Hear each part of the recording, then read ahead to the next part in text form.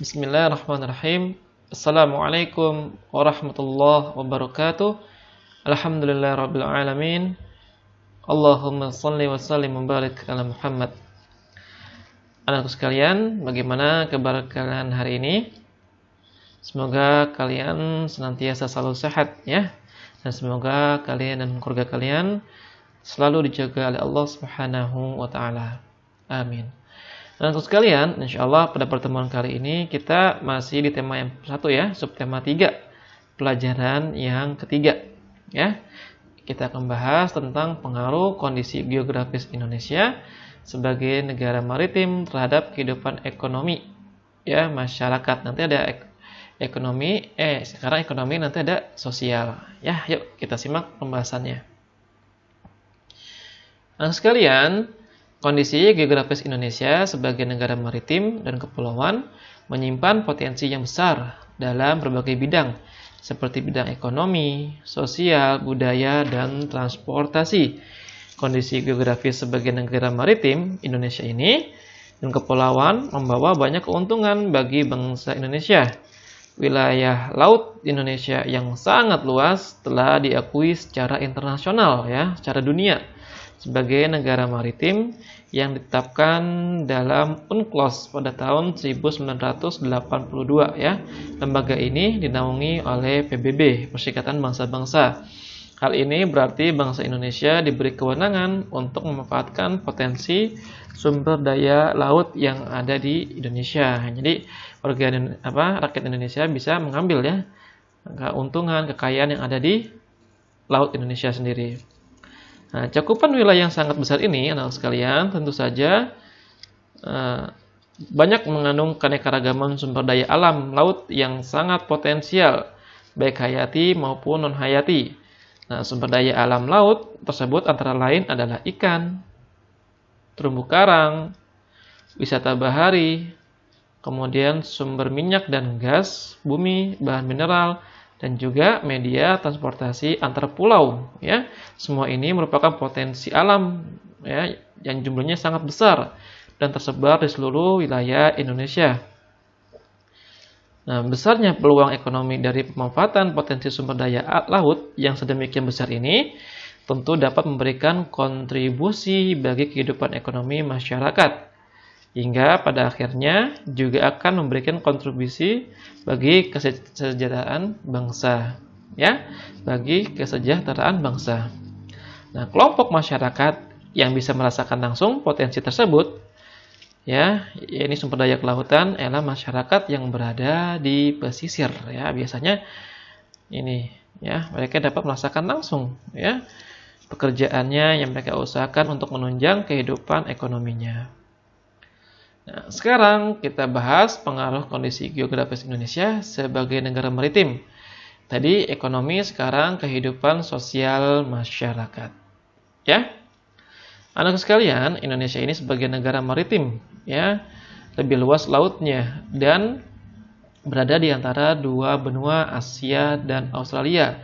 Begitu juga di antara dua samudra, yaitu Pasifik dan Samudra Hindia. Ya, hal tersebut menjadikan Indonesia menjadi jalur dagang dunia. Ya, maka mau tidak mau banyak pedagang dari berbagai negara di seluruh penjuru dunia ini akan melewati dan mampir ke Indonesia. Ya, tentunya para pedagang tersebut memiliki latar belakang yang berbeda-beda satu dengan yang lainnya. Para pedagang yang mampir di Indonesia ini turut membawa adat budaya dari negara asalnya masing-masing.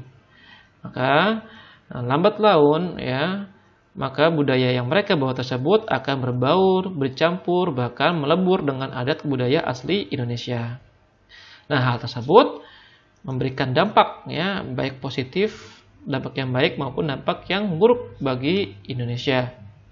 Nah, dampak yang baik atau dampak positif bagi negara Indonesia adalah komunikasi dan interaksi antar penduduk menjadi lebih mudah ya, baik antar warga negara Indonesia maupun dengan warga negara asing ya. Ini dipacu didukung dengan adanya kemajuan teknologi ya di bidang pelayaran antar pulau dan antar negara. Yang kedua, terjadinya pembauran, pencampuran atau peleburan nilai-nilai antara pulau dan antar negara. Ya, bercampur ya antar satu pulau dengan pulau yang lain yang kebudayaannya. Kemudian munculnya perkampungan-perkampungan etnis tertentu, ya seperti pecinan, kampung Arab, ya dan lain sebagainya. Kemudian terjadinya perubahan perilaku masyarakat karena pengaruh masuknya pola dan nilai perilaku dari pulau, daerah maupun negara lain. Ya jelas ya, ini sangat pengaruh sekali bagi negara Indonesia yang disinggahi oleh para pedagang yang membawa latar belakang mereka, ya budaya mereka, sehingga rakyat Indonesia ada yang terpengaruh dengan budaya mereka.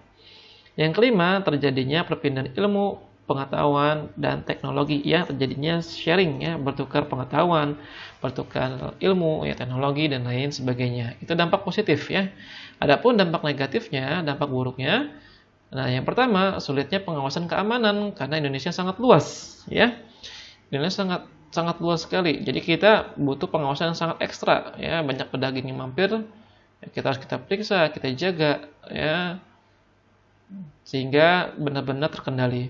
Yang kedua, mudahnya masuk budaya asing yang tidak sesuai dengan kepribadian bangsa Indonesia. Ya jelas ya, ini bisa kita rasakan sekarang ya, banyak dari para pemuda atau bangsa Indonesia ya secara umum, mereka sudah mulai mengikuti atau gaya-gaya tren-tren orang luar, ya bangsa asing, ya bahkan tren tersebut, kebudayaan tersebut yang mereka ikuti itu terkadang tidak sesuai dengan kepribadian bangsa Indonesia, ya dan ini harus dijaga, ya harus terus dipantau, ya agar tidak terjadinya kerusakan ya bagi bangsa Indonesia yang tidak sesuai bagi kepribadian bangsa Indonesia.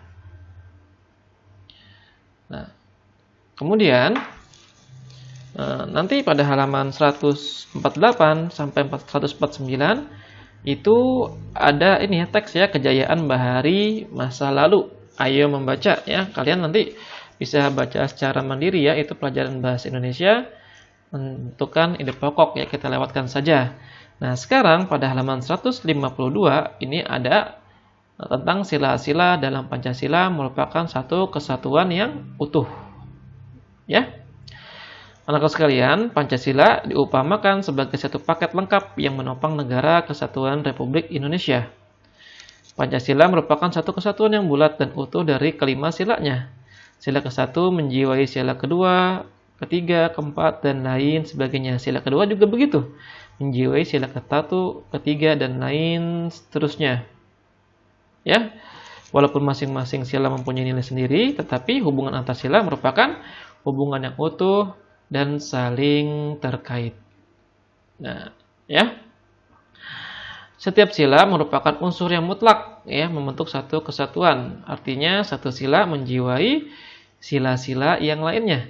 Sila pertama menjiwai sila kedua, ketiga, dan begitu seterusnya.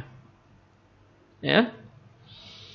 Nah, setiap sila membentuk Pancasila juga sebagai satu kesatuan yang mutlak, tidak dapat ditambah dan dikurangi. Tidak bisa ya, ini sudah tetap ya Pancasila ini. Oleh karena itu, Pancasila tidak dapat diubah menjadi trisila atau ekasila.